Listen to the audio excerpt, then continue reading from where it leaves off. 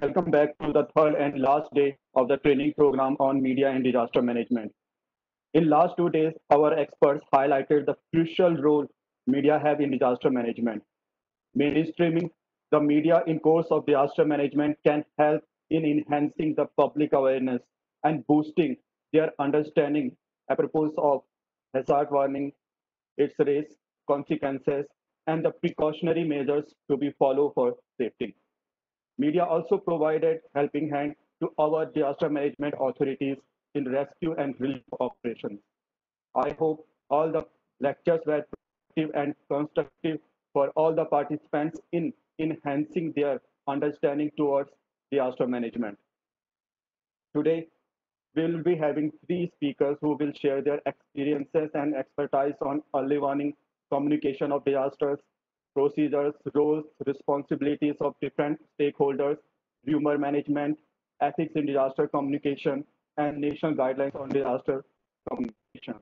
The experts who will be joining us today include Brigadier Ajay Gangwar, Advisor Operations and Communication, National Disaster Management Authority, Professor K.G. Suresh, Emeritus Professor, APJ Satya University, and Mr.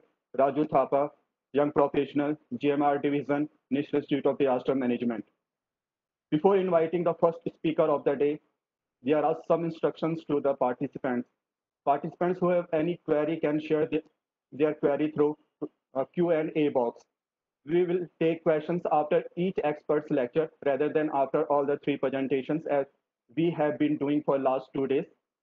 So share your questions through question Q&A box and please avoid spamming Q&A box with greetings. Now, I introduce our first speaker of the day. The first lecture will be by Brigadier Ajay Gangwar. He is Advisor, Operations and Communication, National Disaster Management Authority. He will be sharing his experiences and expertise on different facets of media, communication, and disaster management. Over to you, sir.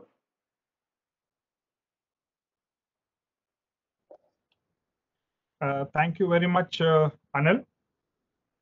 Very good morning to you all.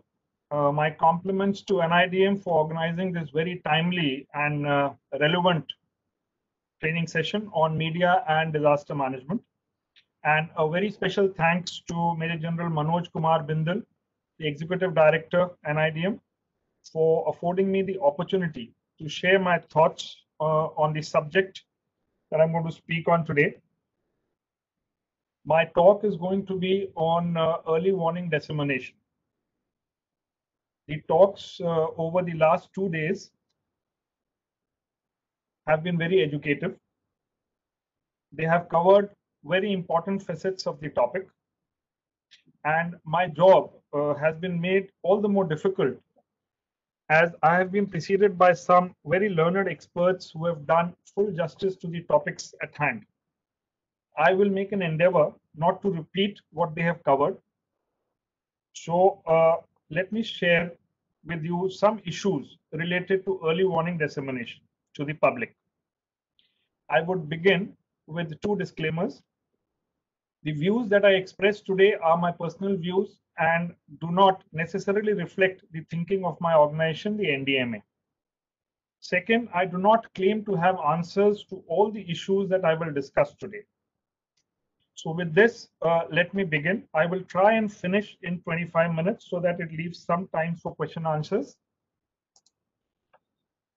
I have a presentation of a couple of slides. There is no denying the fact that both our ability and quality of forecast and prediction of hazards has improved manifold. Today, we are in a position to forecast cyclones up to 96 hours in advance. Our prediction of the landfall is highly accurate. We've got laurels from the other countries also for our quality and accuracy of landfall prediction. We are in a position to reliably predict storm surges, high wave alerts. We can detect tsunamis as it starts. We are the leaders in this region in this aspect. It gives some reaction time to the coastal communities. Our prediction of rainfall is fairly accurate. We have made advances in thunderstorm and lightning prediction. To some extent, we can predict areas where avalanche and landslides are going to occur. And like this, many more hazards, our capability and quality of prediction has improved. Now, the mitigatory impact of this improvement in forecast and prediction will multiply many folds if the early warning of these hazards is delivered to the masses, the public, well in time and reliably. And this should obviously be done in the language that the person understands and through the media to which he has ready access. Let us now see these two important requisites in some more detail, that is the timely delivery and the reliable delivery. The decision to disseminate early warning must be taken at the appropriate level. Now, this goes without saying. Now, should the early warning dissemination be centralized? It is a difficult question to answer. Early warnings may be issued by the regional centers of the early warning agencies, or they could be issued by the headquarters themselves. But this depends on the faith that the organization has in its subordinate units, as well as the resources at the regional level, the computing resources and the other models that have to be run. If they're available at the regional level, then yes, it could be decentralized to the regional centers. Another aspect is that should this decision of early warning dissemination be with the early warning agency, the agency who does the forecasting and prediction, or should it be with the state executive? This is not as easily answered as one would think. In some cases, like prediction for lightning and heavy rainfall, this may be directly issued by the early warning agency. But in other cases, for example, where large scale evacuation is needed, like cyclones or floods, the decision may be that of the state executive. Another issue is that whether the reaction time that is available to you has bearing on the issue of who issues the early warning. It most certainly does. In case of a tsunami, the early warning agency must themselves issue the warning, as the reaction time which is available to the coastal communities is very less. Another issue is that the delivery for the timely delivery of early warning, the delivery must be automatic and it should have minimal manual intervention. Manual intervention creates overheads. There is a finite time which human decisions take. Machine decisions are faster. The formats and the protocol for the early warning need to be standardized ab initio. As many as possible contingencies need to be wargamed and addressed in the SOPs that we have made. The persons who are on duty, who are responsible to issue alerts, should not be looking for decisions at critical times. The standard responses that are there and the formats will the standardized formats will cut down this reaction time of these people who are on duty, who are responsible to issue early warning alerts. Coming to the second requisite for is the reliable delivery. It is important that the early warning must be delivered to the affected audience, and the spillage to the unaffected areas must be avoided to the extent possible. Obviously, it should minimize confusion. This is important to minimize confusion and avoid panic. This is possible for some media that you would use to deliver early warning, and it is not possible with the others. For example, targeted SMS based dissemination, you can very well follow this, that it reaches only the intended audience. But if there is a broadcast over a radio, perhaps there would be spillages to adjoining areas, because you never know where the radio waves go, to what distance they travel. The delivery should be through the medium to which the target audience has got ready access, both before and during the disaster that has happened. And this is important because the state agencies need to continue to engage with the public throughout the disaster. And some means of this dissemination, some mediums may not be available once the disaster hits the community. For example, if it's an earthquake, your landlines will get affected, your mobile towers will fall down. So some of the means that you are using for dissemination and engaging with the public during this crisis may no longer be available to you. Now, it is also important that there is redundancy. Different people may have access to different medium. And so this early warning needs to be issued through more than one medium. So what are these mediums that you can issue these early warnings? So I have just tried, this is not a comprehensive list, but this is the list that I would be discussing with you. The pros and cons of each of these, some thoughts about each of these mediums that are available for dissemination of early warning. Coming to mobile phones, there are multiple ways. It's a very versatile medium, and there are multiple ways in which mobile phones can be used for early warning dissemination. They can be used for early warning dissemination through the SMSs. Now, there are two ways in which the SMS technology can be used. The first method is to use SMS gateways. SMS gateways with a predefined list of numbers to which you want to send the early warning. Now, this is the most commonly used as this is most easily implemented. But the flip side is that its reach is limited. The other way is through the telecom service providers, TSPs, for all their subscribers that are currently in the selected geographical area. So this is the second way in which you can disseminate SMSs. And this is a more complex method which needs huge resources, but is very effective and has got a much wider reach. But this method needs institutional and statutory framework for its implementation. There is another method through which the mobiles can be used, and that method is called the cell broadcast. It's an expensive technology, and not all the TSPs are currently ready in the country are currently ready to implement this. This also needs regulatory intervention because you need to override the DND of the subscribers, and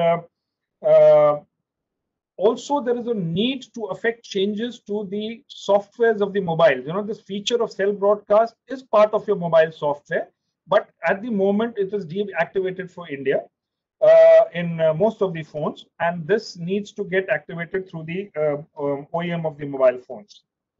Now, the third method that I've listed, that I've tried to think about in which the mobiles can be used for early warning disseminations is through apps. And there's some very good examples of these apps which are currently there, like the Damani app.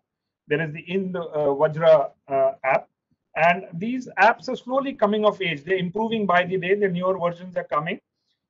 One immediate improvement that one can readily implement for in the usage of these apps is the alert to the subscriber. Today it's a very polite alert. It's just a notification that comes to you on your phone. Now, the alert to the subscriber in the affected geographical area must not be polite. It needs to be a little disruptive, especially if immediate action is required to be taken. How else would you alert a farmer who's working in his fields? He may have a phone which is there in his pocket, or kept at a slight distance away. So unless the alert is slightly disruptive in nature, allowed to attract your attention, it is not of much use in such scenarios. So this is one area where these apps can immediately improve their effectiveness. There is another innovative way that has emerged for delivery of early warning related messages through the mobiles, and that is the use of caller tunes. This has been very effectively demonstrated during the ongoing COVID pandemic. Although the usage could be much better, the messages could be more targeted, the repetitions could come down. So the present implementation can be improved, but this is an effective way. It's an innovative way in which the mobiles can be used for early warning dissemination. We could use televisions. There are two types, direct to home and cable TV. Both have got different pros and cons. While the DTH was initially meant for remote locations, but it can be seen very commonly in urban landscapes. It suffers from the drawback of blackouts during inclement weather. Cable TV, which is an older technology, which was the analog technology, has now come of age. It's digital, it's on fiber, and it has got greater bandwidth, better reach, and it's more resilient to idiosyncrasies of the weather. Each type has got different feed points where the EW alerts could be inserted. There is another dimension to this medium. While this medium can be used by early warning agencies to issue alerts by way of tickers and banners, it is already being used by news channels to bring to their viewers breaking news about impending as well as happening disasters. We found in some of the recent disasters, you must have noticed last month, there was a landslide disaster, there was an aviation disaster. Within minutes, the information was available on the news channel, and the alert was being fed to the TV subscribers. I have listed the radio separately. Why? Because both are broadcast mediums. Major issue, the challenge of the radio is slightly different from the television, and the major issue is that there is an additional step where the text message has to be effectively converted into audio. And this technology, presently, the state of this technology is not so effective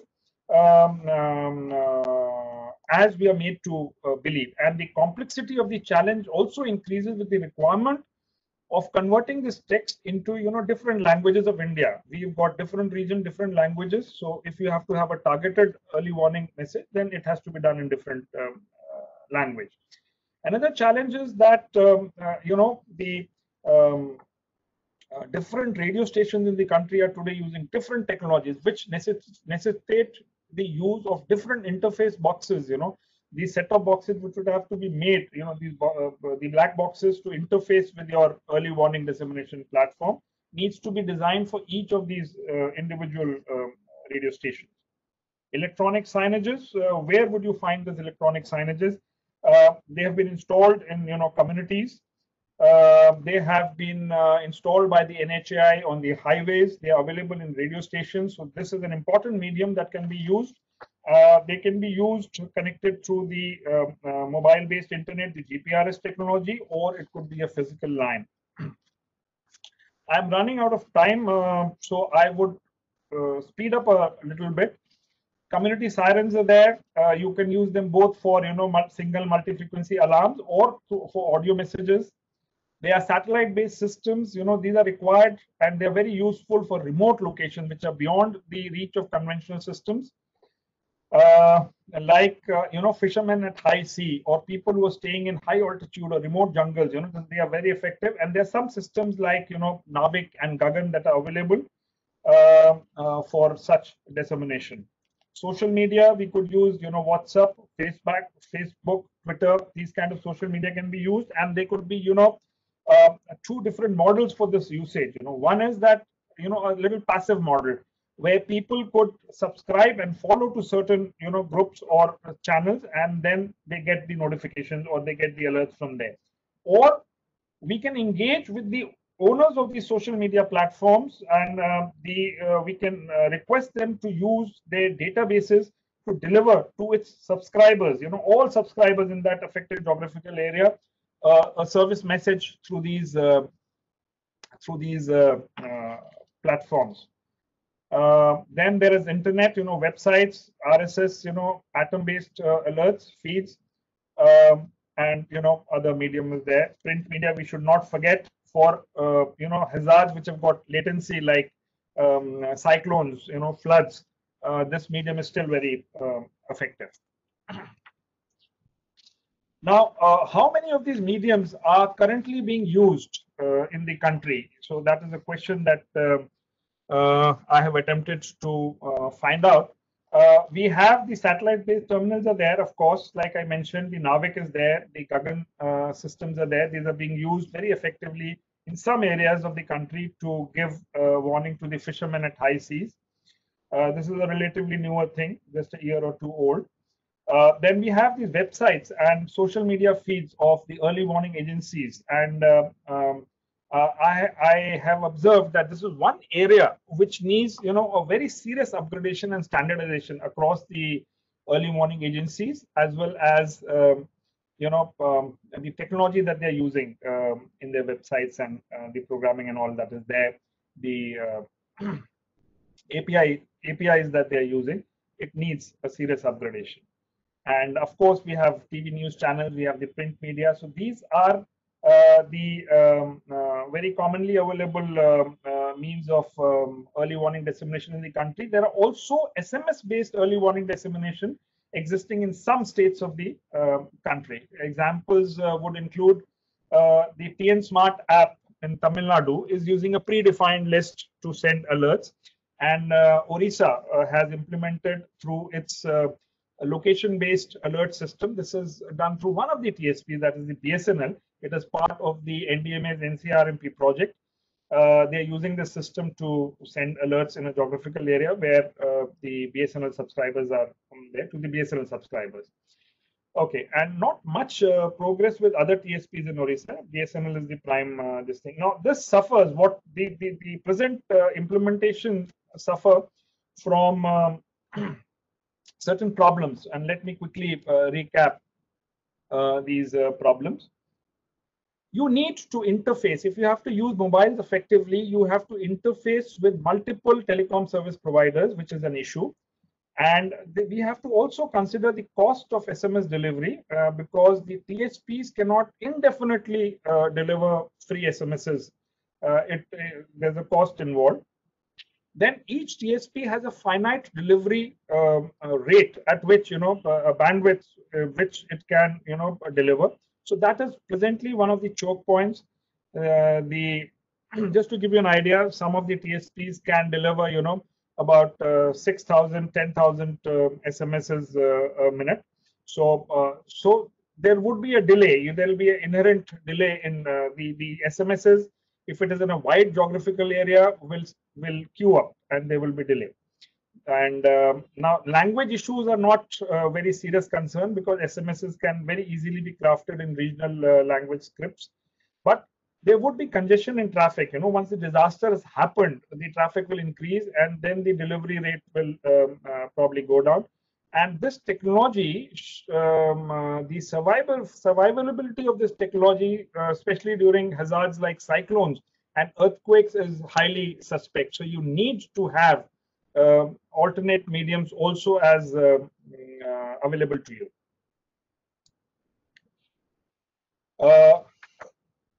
I have just very quickly tried to list the various issues that are there, and I would like to inform that the National Disaster Management Authority is trying to address these issues of early warning dissemination to the public holistically through its project, which is the Common Alerting Protocol project.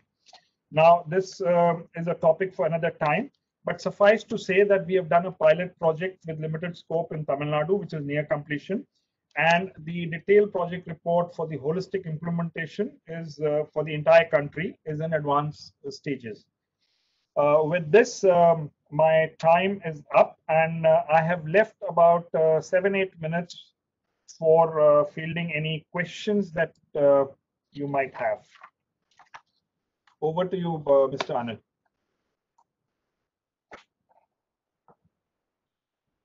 Thank you very much, sir, for sharing importance of early warning dissemination and impact of coming disaster. Various tools that can be used to disseminate early information of disaster issues, challenges related to early warning dissemination, and also options to overcome those issues and challenges. We have some few questions. Number one is. Yeah, Mr. For Anil, more, how do I take the questions? sir, I will repeat the questions of the participant and then you can answer. So first question is, what is the legal framework for role of media in disaster management? The first question for you is, what is the legal framework for role of media in disaster management? I think we have lost. He's not connected with us right now. Okay, we will move to our next speaker. Certainly, media and communication aid in managing the disaster, but at the same time, its misuse in spreading rumors can create trouble by misleading people and resulting in chaos. So, rumor management is utmost important during any crisis situation. And to enlighten more on this subject, I would invite Professor K.G. Suresh. He is a senior journalist and communication specialist. Professor Suresh is currently serving as founder dean, School of Modern Media, University of Petroleum and Energy Studies, Dehradun. Earlier, he has served as Director General, Indian Institute of Mass Communication, India's premier media training institute, senior consulting editor with Doordarshan News, India's public news broadcaster, editorial consultant with Asianet News Network, chief political correspondent with Press Trust of India, and group media advisor to Dalmia Bharat Enterprises Limited. He has recently been named for the prestigious Ganesh Sankar Vidyarthi Award for outstanding contribution to journalism by Kendriya Hindi Sansthan, Ministry of Human Resource Development, Government of India. Professor K.G. Suresh, over to you. Thank you. Am I audible? Yes, sir, you are audible.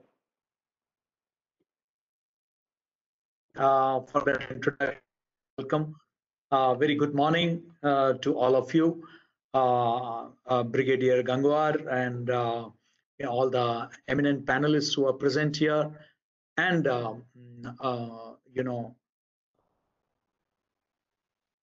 Mr. Surya Prakash, Mr. Thapa, Raju Thapa, and others, and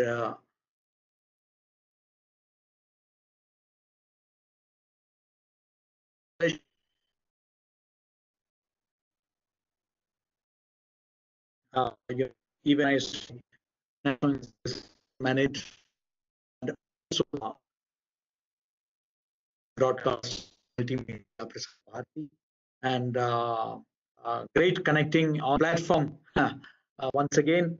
So this is a very important. I mean, you have, I would say, organized this at a time when the entire world is going through a, major disaster, and that's COVID-19.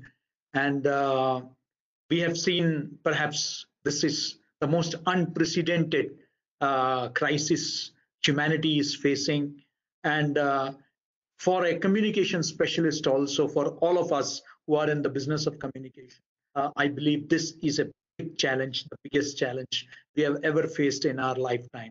We have seen floods, we have seen cyclones, we have seen earthquakes, and but I believe that this is something that we have never seen. We have seen, I would say, a pandemic also, but not a pandemic of this scale. Nobody has seen. And a challenge for governments, for health specialists, for multilateral organizations, and of course, media, and all of us who are engaged in media studies, in mass communication. And today I have been given this very important topic, that is rumor management and ethics in disaster communication. I would say that there could not have been a more relevant topic at this time, and my compliments to to the NIDM and NABM, the organizers, for having this very important discussion. Friends, let me come straight away. Rumor. What is a rumor? Let's be very clear. We often tend to confuse between rumor and gossips. Gupshup and afwah, so to say. this is something we should very clearly understand. Rumor is not necessarily a, somebody doing it for the sake of fun. Somebody is doing it to mock at others, unlike a gossip, which is primarily office gossip, neighborhood gossip. Rumors, if by the Collins dictionary of rumors, rumor is a story or a piece of information which may or may not be true. So to dismiss all rumors as untrue would also be a big mistake as communicators. It could be anything. I still remember vividly, it was late in the evening in my office when I received a call on my, on the desk. Those days you didn't have mobile phones. And I picked up the phone and somebody from the other end loudly shouted that there is fire coming down from the sky. And he just was not able to explain. Somehow he had the number of my office. At that time, I was working with PTI, Press Trust of India. And I initially thought that some insane character, senile character who was called up, because he appeared to be a rustic person who could not even communicate properly, and he was just saying something is falling from the sky. And I vividly remember, that, and after that the line got disconnected. We didn't take it lightly. We followed it up. We could not from the fire control, anything from the police, anything from the air traffic control. And finally, from our sources in the Air Force, we got to know that this was India's worst air disaster, the mid-air collision at Charki Dadri. Now, and well, we rushed to the spot to cover it as journalists.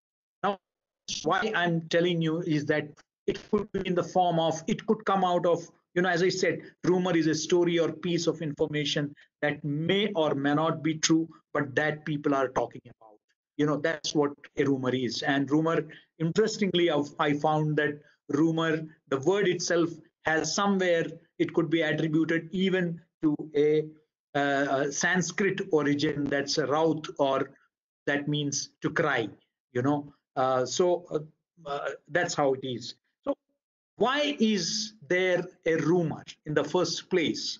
We should understand that. I know there is a paucity of time. I need to wind up in 30 minutes flat. So let me come quickly. Why is there a rumor? A rumor happens because there is an absence of credible communication. It's as simple as that.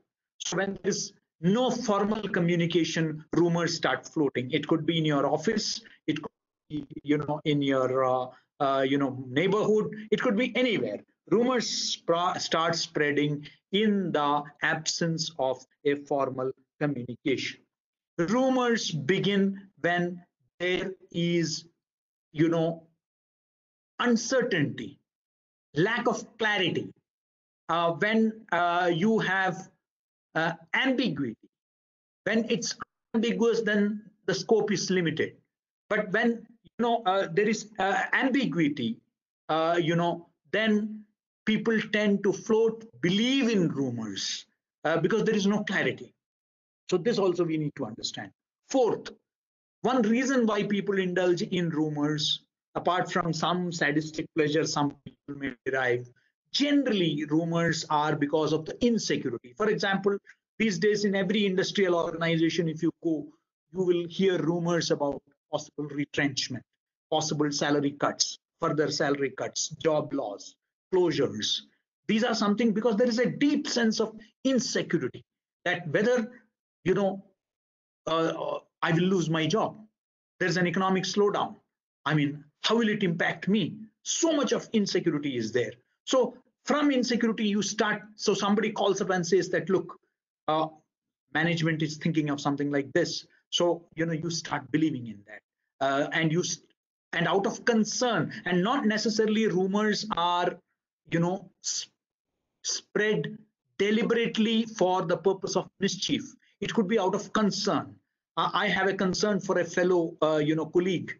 So I inform him, look, boss, I am told, we have come to know. I mean, these are general words. Humne suna hai, that's the general thing that comes. So, and this is because they don't want to, of course, obviously, reveal their sources, but they also want to confirm it, whether it's true or not. That's one of the objectives. And of course, disseminating their concerns to a fellow also.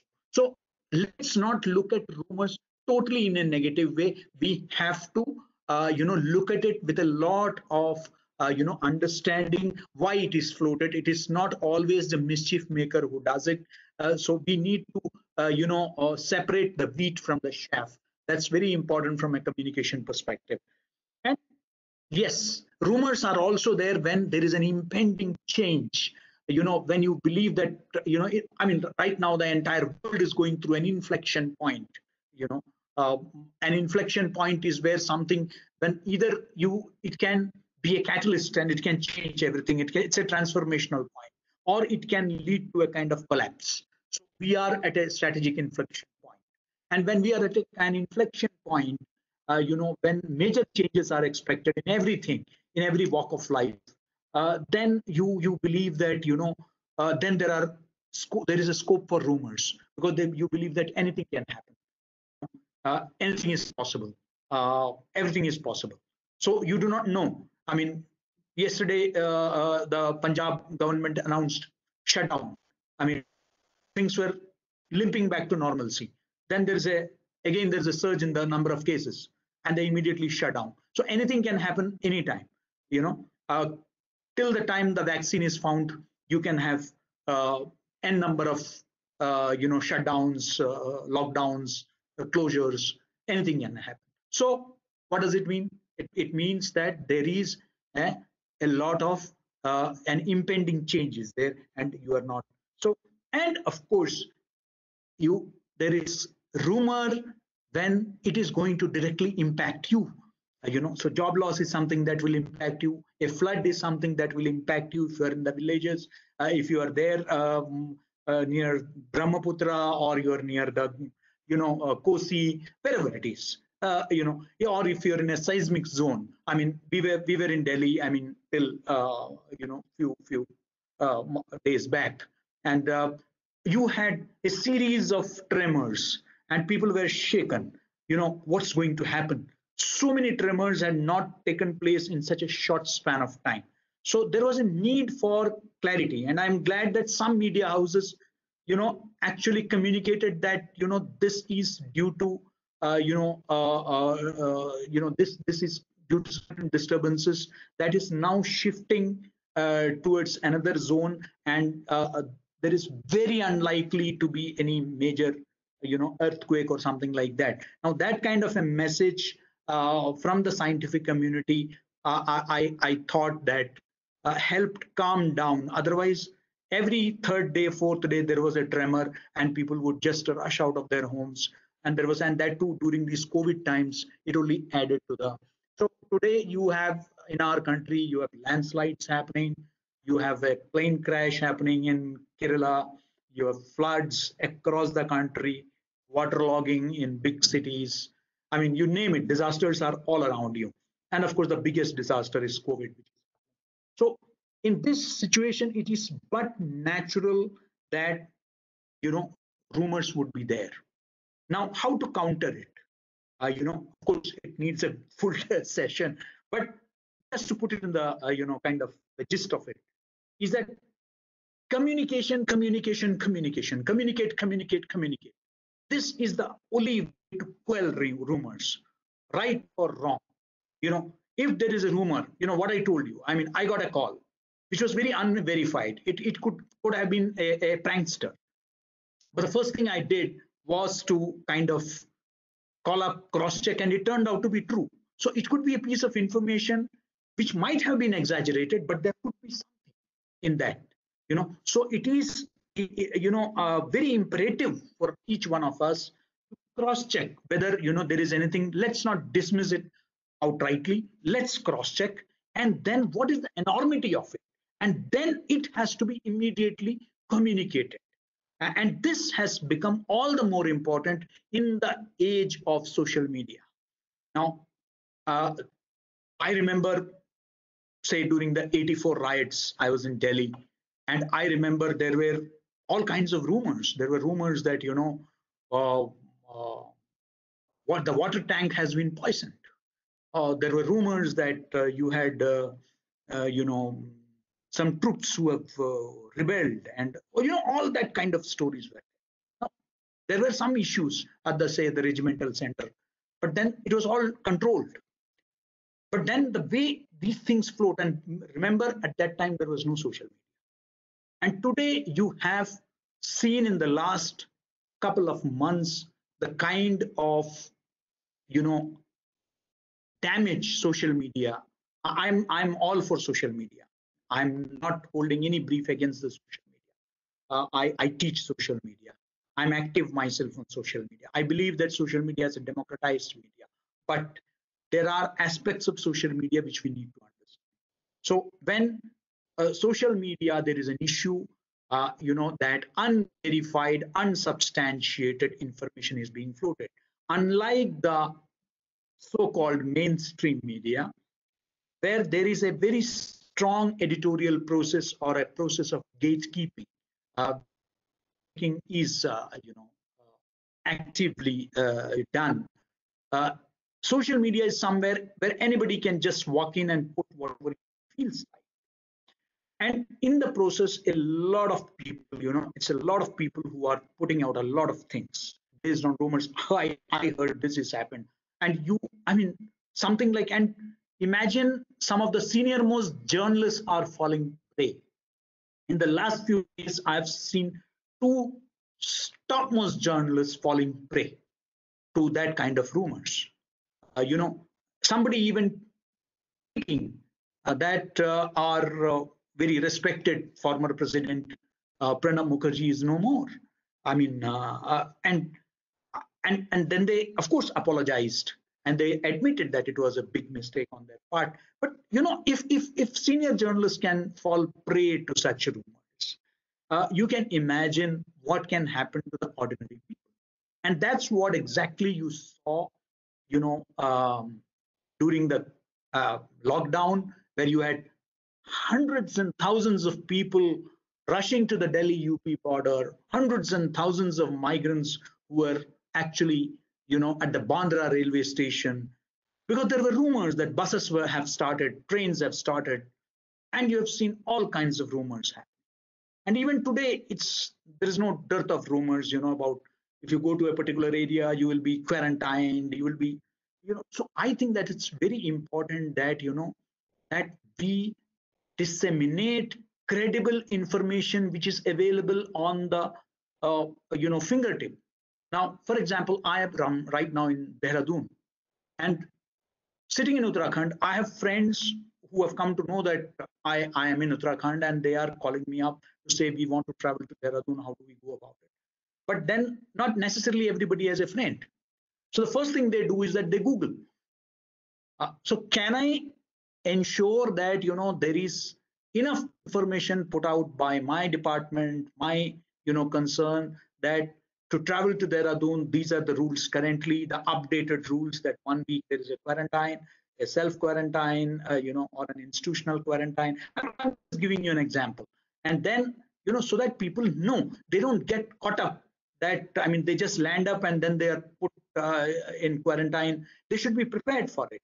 So I think that that's very important, that we have credible, reliable information which is available. Now, all kinds of rumors are there. This social media is something that's 24/7. You can deny something which has appeared in the press, and they may come up with this denial. But what about something that comes with the social media, on a social media platform? So you cannot be individually dealing with each and every. So it's important that you're constantly on your toes. And that is the biggest challenge before disaster management bodies. That's a biggest challenge before, people who are in media, who are actually dealing, that we put out things so fast. So the first rule is communicate, communicate, communicate. The second rule is, to actually disseminate, at a very fast speed. So fast. People are communicating all the time, round the clock. Even at midnight, if you see your WhatsApp, you will find that so many people are posting in the groups, as if sometimes I wonder whether people don't sleep at all.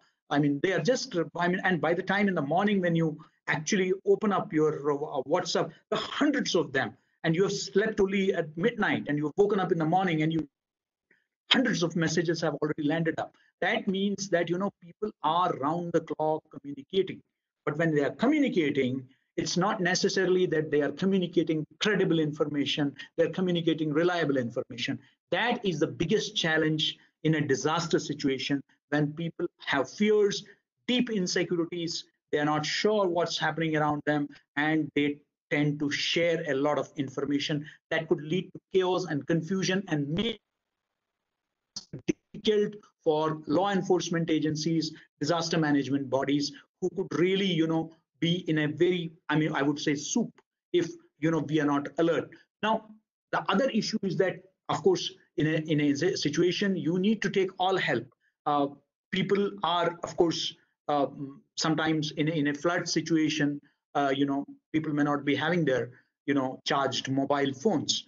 How to reach out to them? We need to come out with innovative, but the mobile may not be working, but the rumors do keep floating. So you need to have radios in place. You need to have, radio plays a very important role. Community radios, transistors with batteries, they play a lot of role.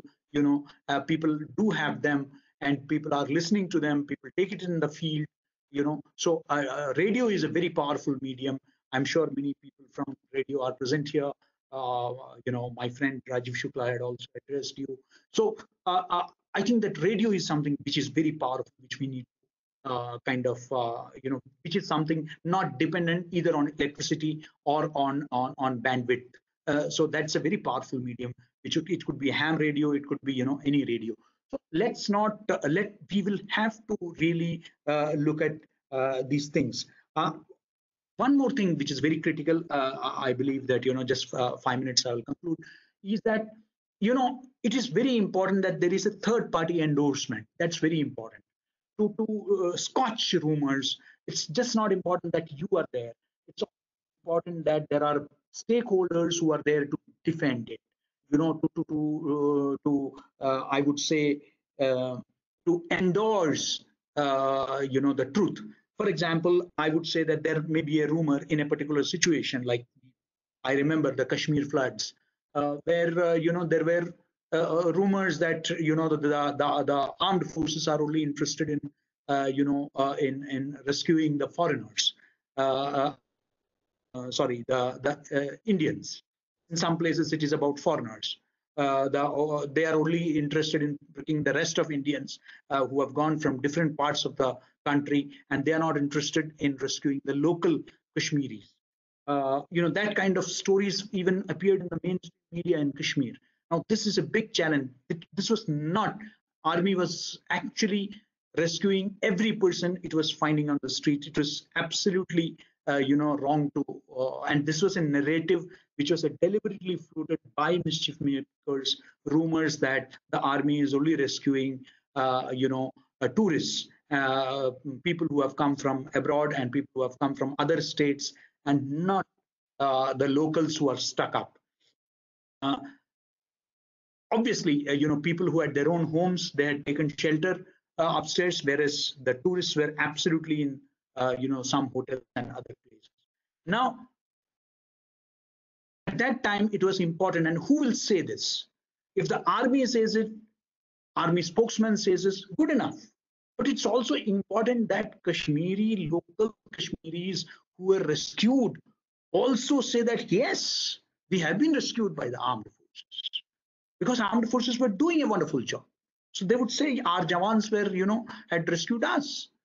So I think that endorsement is also important when the actual people who have been, there's a fire situation, there's a flood, there's an earthquake, when rumors are there, it is people at the ground level. So it's important. I have always insisted in all my sessions at NIDM, at NDMA, wherever I've gone. I also teach at the Special Center for Disaster Research.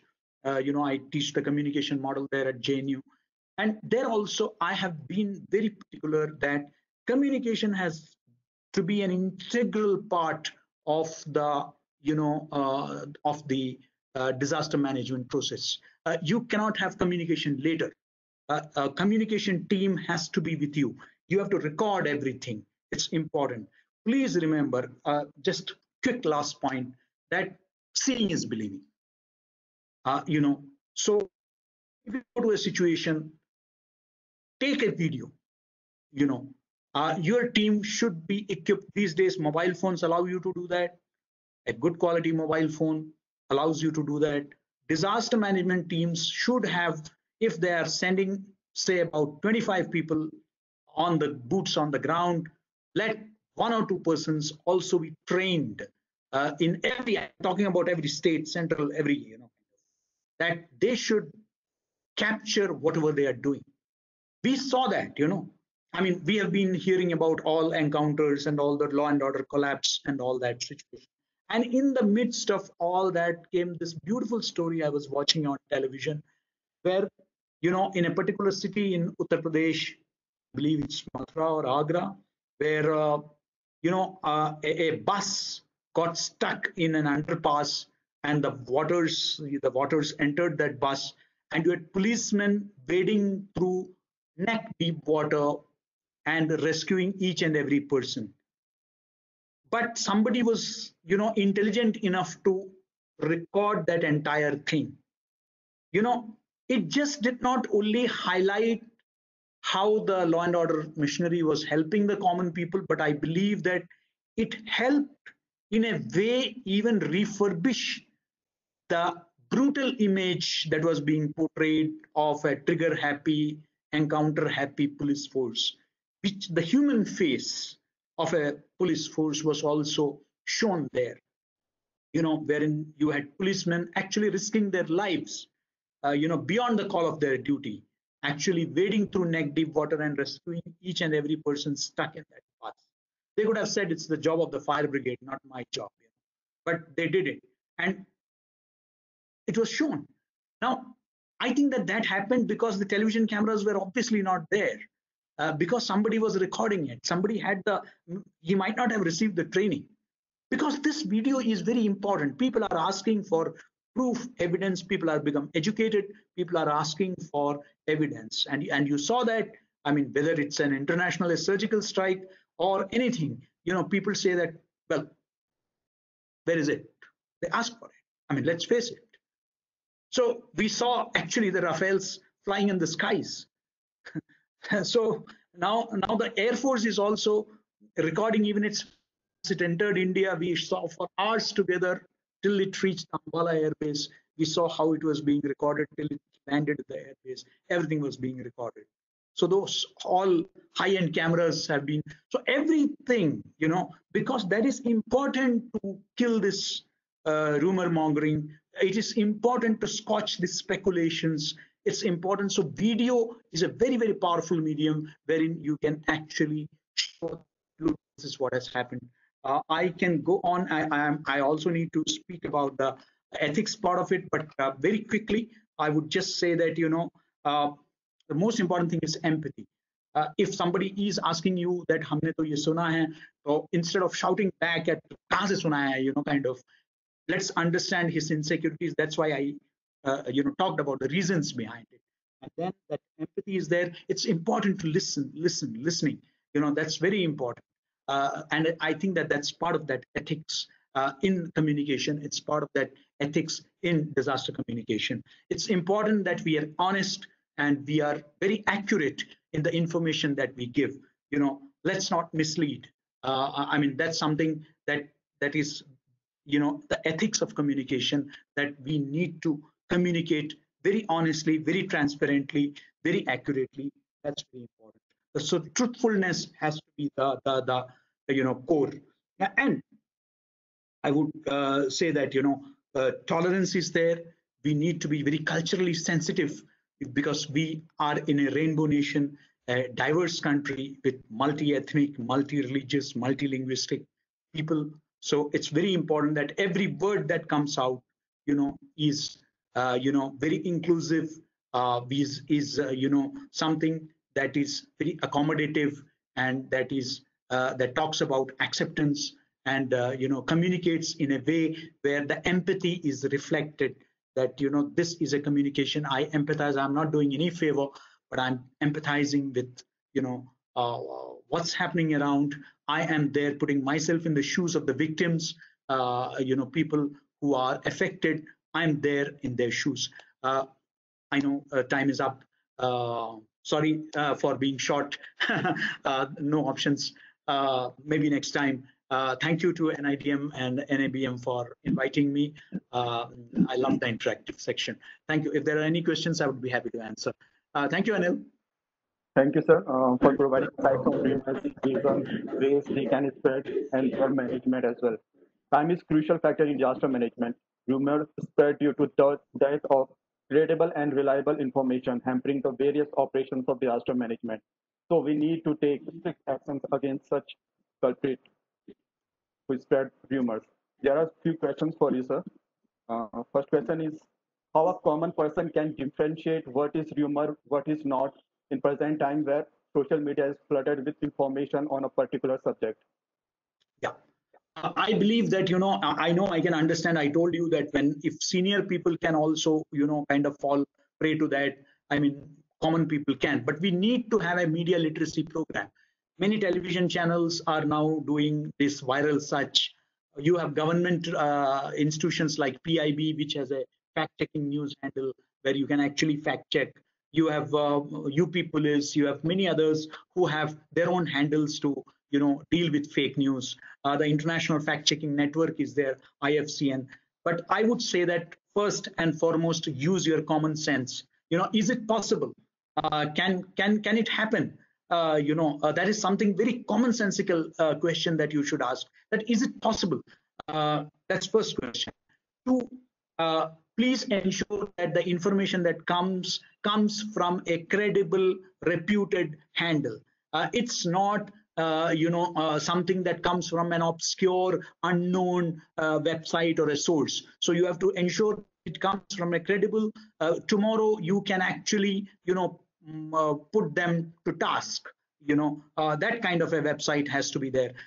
Thirdly, you can always don't verify, don't confirm, believe in a news unless it is confirmed by 2 or 3 sources. You can Google it, check it whether other handles are also carrying it or not. That's very important. Images are creating the maximum damage, whether it's a riot or a lynching or whatever, and images are being morphed. Images are being morphed, videos are being doctored. So it's very important that images from Afghanistan or Iraq are being shown as from Kashmir or from Chhattisgarh, or I don't know, n number of things. What you need to do is to actually drag the image and go to a reverse image search in the Google engine. So you can find out, whether that image has actually been taken from some other source and is being projected as something. So 10-year-old images are being used, 20-year-old images are being used, and stories are being, all kinds of stories you find on the social media. I totally agree. It's difficult, but I've always believed that media literacy program has to be there right from the school curriculum, because our kids, thanks to online media education also, are getting exposed to internet like anything, and we need to educate them, we need to teach them, and it's very important. I'm sorry, there are so many other tips which I would have loved to share, but maybe for some other session. The next question is, do you think there is need to train local people in disaster-prone areas, and what steps were taken in this direction? What steps? Okay, what steps? Well, I'm sure all organizations are taking a lot of steps in terms of media literacy. But yes, you need to sensitize people. They need to understand. They need to actually know whom to communicate to. And what kind of communication to believe in. It's very important, particularly in the danger zones. In the seismic zones, in the flood prone areas, you need to tell them कि आप उसी में यकीन करिए, आप आकाशवाणी में विश्वास रखिए, आप ऑल इंडिया रेडियो में विश्वास रखिए, आप जो समाचार सुनते हैं इधर उधर की बातों में मत जाइए. You need to have, like I always say that, there are these legal assistance camps that are being set up in villages, legal aid camps. Similarly, we should have communication, camps which should be set up, and we should be telling that what to believe and what not to believe. We need to tell them how to communicate, where to communicate. You see, people actually search for information, but they should know where to search for authentic information. That is the most important thing. Information is there everywhere, but people do not know where to go. So that is important, that people should know where to go, and that is our responsibility as media persons also, to tell them that that is why whenever there is a disaster, there is a railway mishap, there is an air crash, immediately on all television channels we flash the emergency contact numbers, so that people can call up those numbers. But we as media persons should also check whether those numbers work or not, whether those helpline numbers work or not. That also we need to see. Yes. Last question is there any mechanism in India to control rumors spread through media? Well, you see, I mean, I at least have, if the mainstream media does, yes, you can always complain. I mean, under the Press and Registration of Books Act, PRB Act, the editor of the publication is responsible, for all the content. So you can actually complain to the Press Council of India. You can complain to the national, broadcast editors. You can complain to the NBSA, National, Broadcast Service Authority. So you have all these in terms of advertisements. You have, the Advertising Standards Council of India, ASCI. All those things are there. But I believe that it is the key is awareness. Awareness is the key.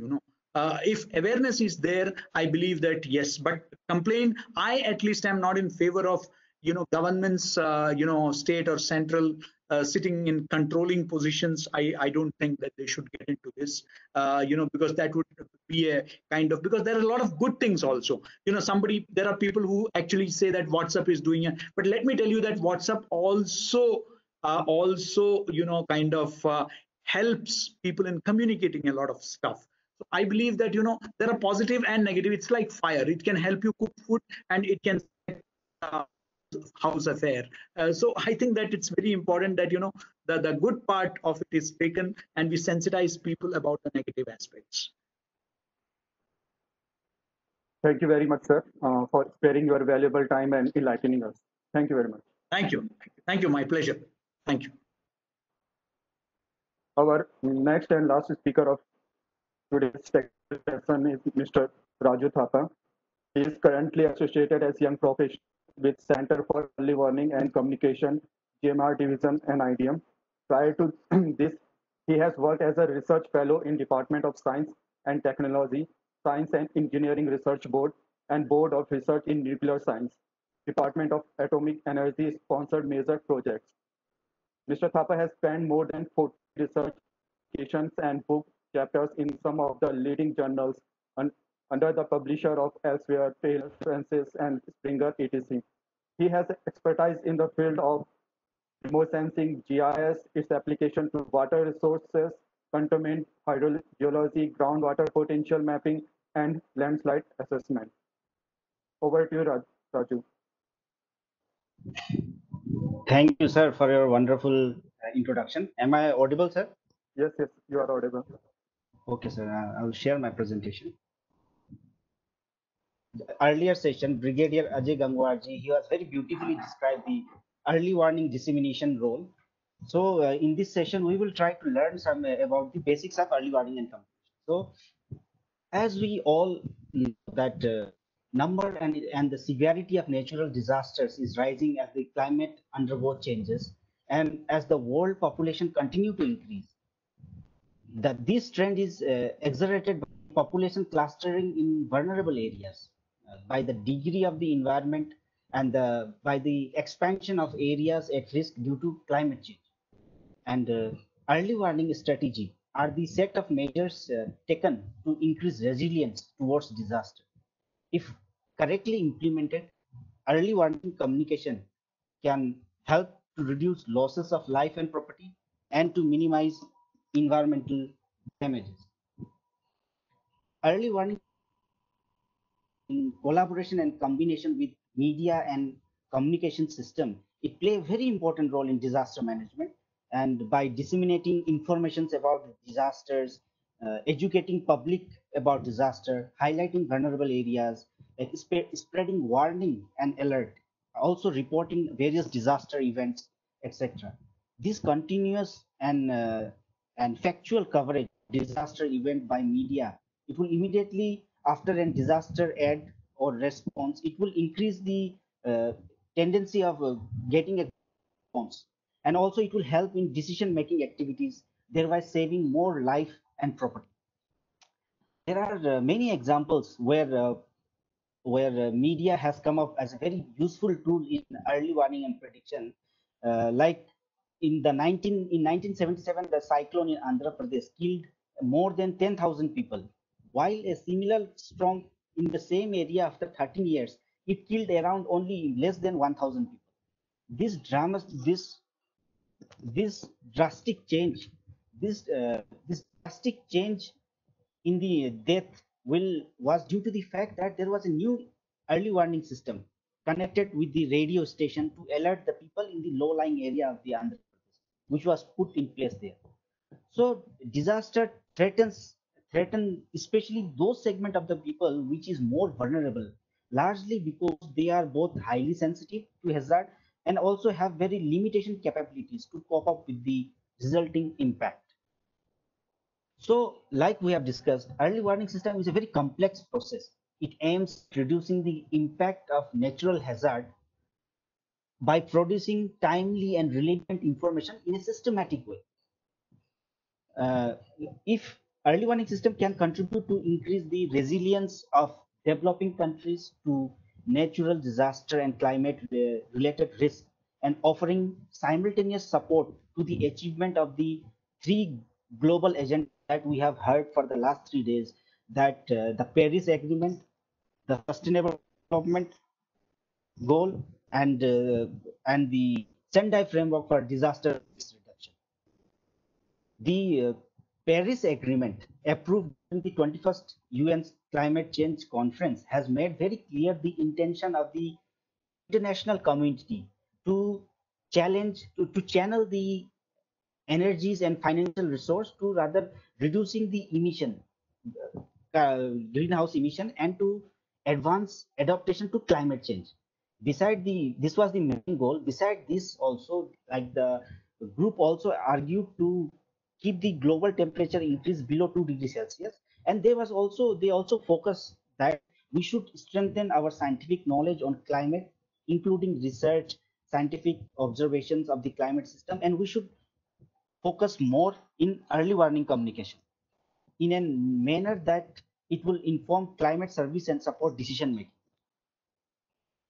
And with the adoption of sustainable development goals, the linkage between the climate change and the disaster become more clearer. Like there are 17 goals in sustainable development, and the goal 13 of the sustainable development, it encourages the spreading of early warning system to reduce climate change related hazard by strengthening the resilience and adaptive capability to climate related hazard and natural disaster in in a country. And it also focuses on improving the education awareness rising and human and institutional capacity on climate change mitigation, adaptation, or impact reduction and early warning.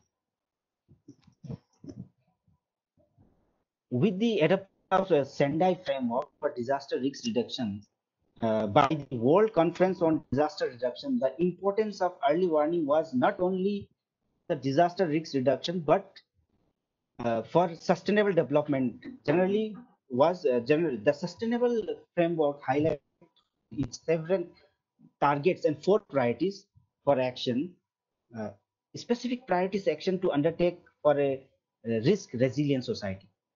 Though the seventh target in disaster risk reduction, the Sendai framework, I think you have heard of, that it addresses the early warning through its recommendation to substantially increase the availability of and access to multi-hazard early warning system and disaster risk information and assessment to the people by the 2030. So in the figure, These three global agenda all together, they have created a comprehensive framework to reduce the climate and risk vulnerability and increase resilience. Indian Prime Minister Shri Narendra Modi ji has outlined a 10-point agenda for efforts towards risk reduction in an address he delivered at the Asian Ministerial Conference on Disaster Risk Reduction in 2006.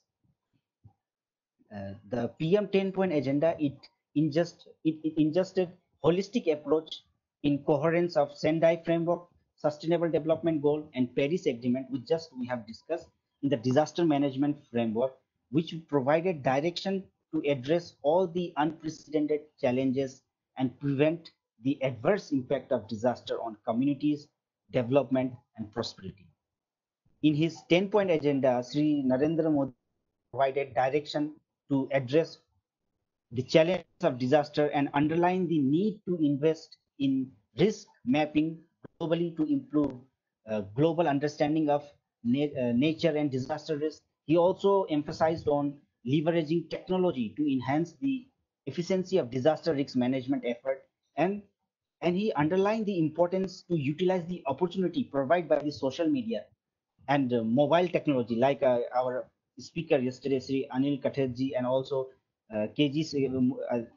Just now, our my earlier speaker has highlighted the importance of that social media. We should use the opportunity provided by the social media and this mobile technology in the field of disaster management, which was covered in detail.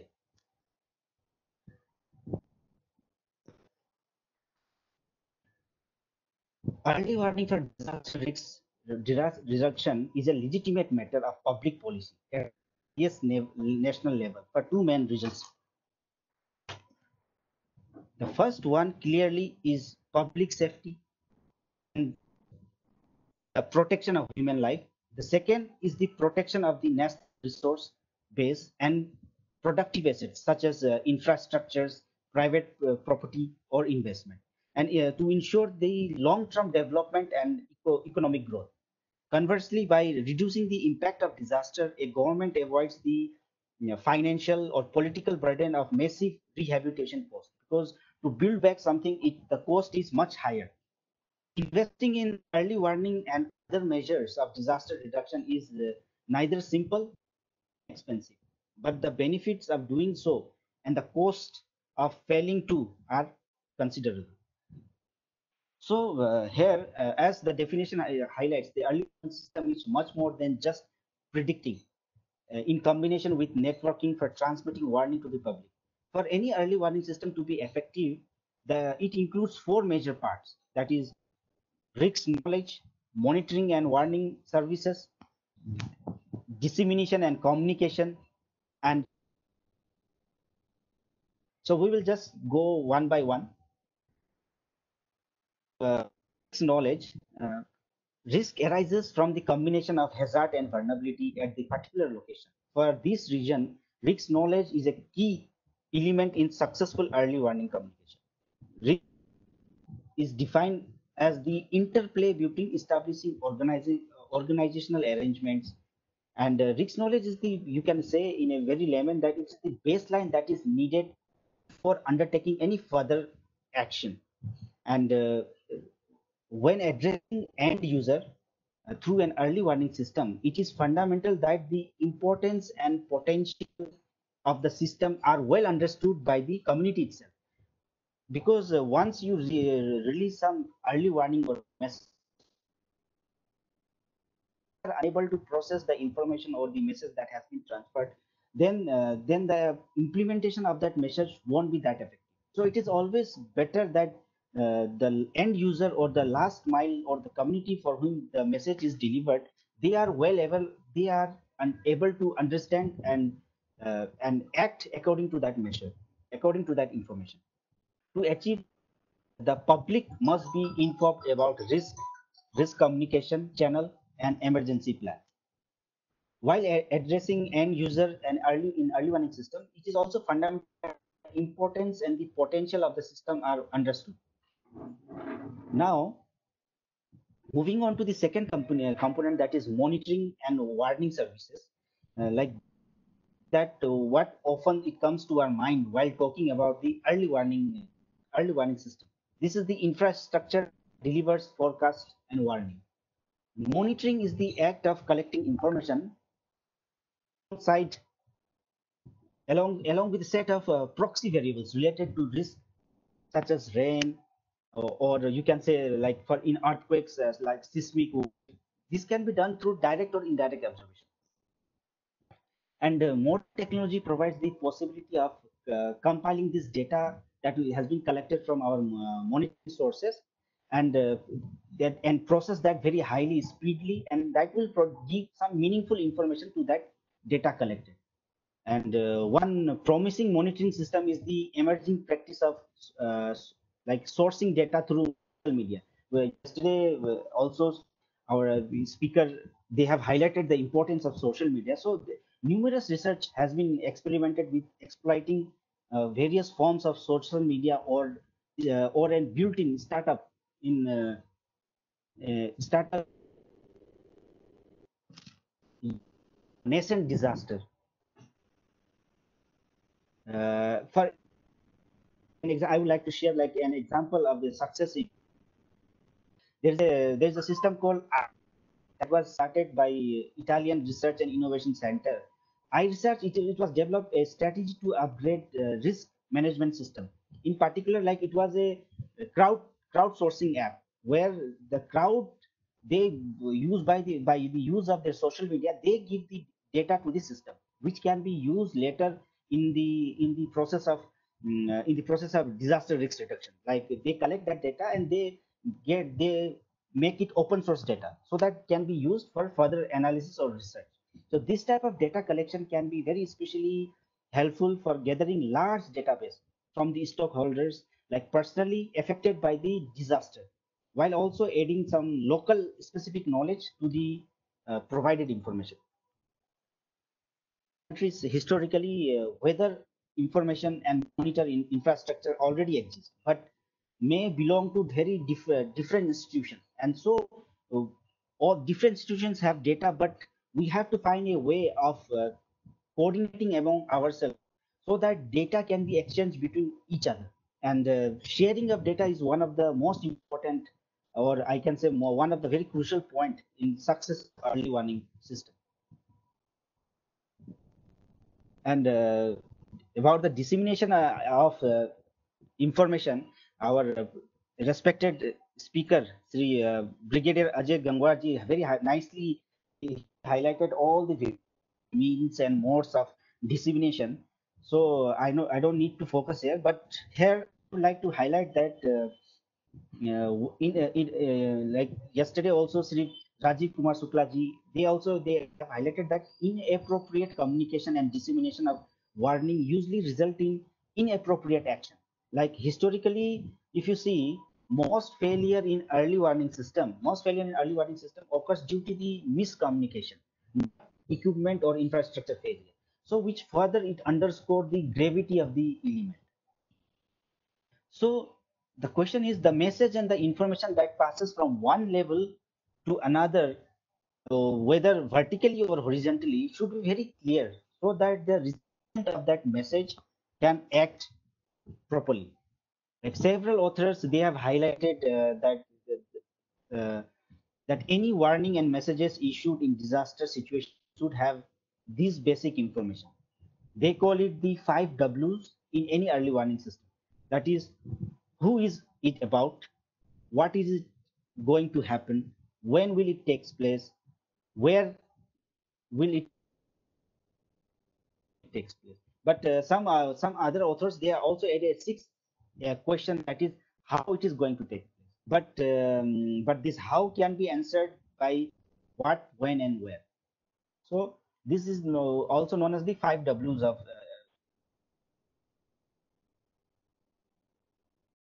to conclude, the last component that should be considered in any early warning system plan is the response capacity. To succeed in promoting a response into early warning, it is very vital that endangered trust in early warning system, because in fact like the response can be undermined Houston repeatedly called for action in situation when there was actually not need of any early warning. So therefore, an early warning system should also include routine to like routine drills, routine uh, teamwork or group task or activities, so that there is a establishment of truth among the warning issue organization and the community who for whom the message is issued, and that will also minimize the false or unnecessary emergency warning also. So preparedness and prompt response can be additionally enhanced through like just I said, drilling and training. And response capacity also need to take into consideration that fact that all people should receive the same protection regardless of their gender, age, education, or disability.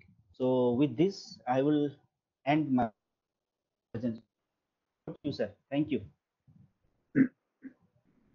Thank you, Mr. Raju, for highlighting basic components, importance and need of early warning system, procedure, roles, responsibilities of different holders in early warning and communication of disaster. You also provided insights on some international framework for disaster risk reduction, including Sendai framework, Sustainable Development Goals, and Paris Agreement for climate change. Now we move ahead for our final session of the training program. For validation session, we have Sri S.B. Mukesh, ADG, NABM, and Major General M.K. Bindal, Executive Director, NIDM. But before I request our dignitaries for their address, I will quickly provide a brief summary of all 3 days of the training program. On the first day of the training program, we had 2 sessions, inaugural and technical one. A welcome address by Professor Surya Prakash, head GMR division NIDM, in which he provided insights about the training program to the participants. Executive Director, National Institute of Disaster Management, Major General Manoj Kumar Bindal, VSM, in his address provided insights on the positive effects of media in disaster management, citing examples from current COVID-19 pandemic and how media can help to achieve the goal of last mile connectivity in terms of enhancing the public awareness towards disaster risk, disseminating early warning, and preparing the community to face the crisis. Further, Sri S.B. Mukesh, ADG and ABM, in his address highlighted the impact of disasters on human life, physical, biological, social environment by giving examples of Kedarnath tragedy, Lathur earthquake, Odisha cyclone. He also highlighted the role of media and communication in saving the lives and minimizing their impacts on the communities. During the technical session of day first, Professor Surya Prakash, head GMRD division and IDM, discussed the role of communication and media in disaster management. Besides highlighting different components of media and communication, he shared the vision and aims of national policies on disaster management, national disaster management guidelines on information and communication. Our next speaker of the day, Dr. R. Sridhar, shared his expertise on role of radio in disaster management, highlighting the vital role of radio disaster awareness and mitigation. He emphasized the need to declare a national disaster FM frequency. The last speaker of the first day, Dr. Manoj Patel, advisor NCASC, presented scientific perspective of disaster and risk communication and advocated to provide appropriate information at micro level to minimize the further risk. On the second day, we had 3 speakers. First lecture was taken by myself, discussing the role of social media in various aspects of emergency awareness, preparedness to connect, discuss, share knowledge in specific fields. Further, Dr. Sandeep Barua, scientist at Vigyan Prasad, briefed about the ham radio with live demonstration and mentioned handiness of ham radio when in any emergency situation, all other means of communication are hampered.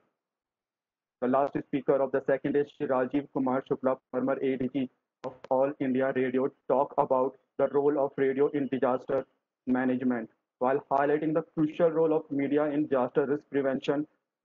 For warning coverage, he mentioned the importance of radio during a disaster. Today, on third day of training program, the first lecture was given by Brigadier Ajay Gangwar, Advisor Operations and Communication and DMA. He shared importance of early warning dissemination in reducing the impacts of forthcoming disasters, various tools that can be used to disseminate early information of disasters, as well as issues and challenges related to early warning dissemination and their options and options to overcome those issues. The next speaker of today was Professor K.G. Suresh, Senior Journalist and Communication Specialist. He provided insights on rumors, reasons, and ways they can spread, and how we can manage those rumors. Our last speaker of the day, Mr. Raju Thapa, young professional, GMR Division, and NIDM, discussed basic components, importance, and need of early warning system, as well as procedure, role, responsibilities of different stakeholders in early warning and communication of disasters. So this was the succinct of the 3 days online training program on media and disaster management. Now, I would request Sri S.P. Mukesh, ADG, NABM, for his valedictory address. Over to you, sir. Good afternoon. Good afternoon, sir. Major General Manoj Kumar Bindal, DSM, Executive Director, National Institute of Disasters Management. Professor Surya Prakash, NIDM, Shri Raju Thapa, Young Professional, NIDM, Shri P. Das, GDG, NABM, Dr. Kumar Shankar Singh, ex NABM, distinguished speakers and participants of this 3-day online training on media and disasters management. Namaskar. We had started on a very useful and necessary learning endeavor last Wednesday, that is 19th August 2020, and today we have come to the end of it. I touched upon some important points in my inaugural address to you all, and I am happy that they have been dealt with in details in these 3 days online training. Dr. Surya Prakash had set the tone of this online training. Professor K.G. Suresh had spoken about humor management ethics in disasters communication. Shri Rajiv Shukla had elaborated on the media policy on disasters management, all in the report. Radio being the only dependable medium of communication in times of crisis. Shri Anil Katz had spoken about social media and disasters management. Social media is a new media, but then we have to use it with discretion, especially in times of crisis. HM radio is also very useful in disasters management, and I'm sure Dr. Sandeep Barua must have had talked about them in details. After the great earthquake in Lathur, among the first to respond were MHA radio operators from Mumbai and Hyderabad. The Mumbai-based JNA Wireless Association undertook a special mission, and a group of 8 Mumbai-based radio HMS escorted the supplies convoy from Mumbai to a place near Lathur, where all the other communications lines were non-functional. Dr. R. Sridhar had deliberated upon digital media communication in disaster situation. Shri Raju Thapa, the coordinator of this online training, talked about the roles, responsibilities, and procedure of early warnings and communication on disasters. Dr. Manoj Bataria discussed on disasters communication with focus on scientific aspects, and Brigadier Ajay Gangwar on national guidelines on disasters communication. I thank you all the distinguished speakers for the wisdom they shared with the participants. I'm sure the participants had gained immensely from this online training, which was a joint endeavor of the National Institute of Disasters Management, Ministry of Home Affairs, Government of India, and the National Academy of Broadcasting and Multimedia, Prasar Bharati, Delhi. Now we are ready to face disasters as and when they strike, so that there is minimal loss of life and property of the citizens of our motherland. I hope the participants from All India Radio and Doordarshan, Prasar Bharati, will put the knowledge gained from this training for the cause of public service broadcasting, and also for the safety of themselves and their near and dear ones. I would like to thank all of you from National Institute of Disasters Management who have put in their valuable contribution to make this online training a success, and to Major General M.K. Bindal, DSM, and Professor Surya Prakash for having taken the initiative to conduct this online training jointly with NIDM Prasar Bharati. I would also like to compliment Shri P. Das, TDG, NIDM, and Dr. Uma Shankar Singh, Program Executive, NIDM Delhi, for the efforts they put into this online training. Wish you all the best. Thank you. Namaskar. Thank you very much, sir.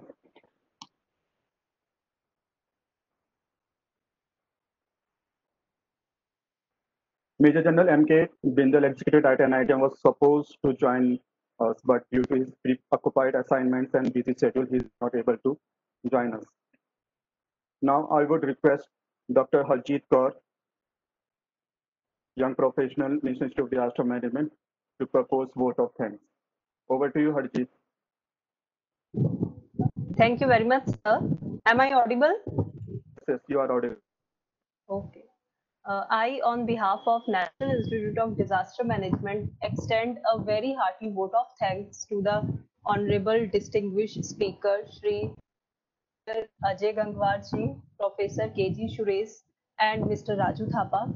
Also, I would like to extend a special thanks to ED NIDM Major General Manoj Kumar Bindal and Professor Surya Prakash, Head GMR Division NIDM, for providing innovative and encouraging environment, moral guidance, continuous enthusiasm, and valuable suggestion throughout NIDM endeavors. I would also like to thank Shri S.B. Mukesh, ADG, NABM, for his support in organizing this webinar series. I am also thankful to Uma Shankar ji for his support and coordination. I heartily congratulate all the participants for their active participation in this event, as no program becomes successful with a single person. So I extend my big thanks to our GMRD team, Mr. Raju Thapa, coordinator of the program, Mr. Anil Kathar, and IT team for making this program a successful event with their contribution. I extend my thanks to all the participants for being a part of this important 3-day program. Now, our coordinator, Mr. Raju Thapa, will assist all the participants regarding the feedback form and certificate. Thank you. Jai Hind. Thank you very much, Dr. Harjeet.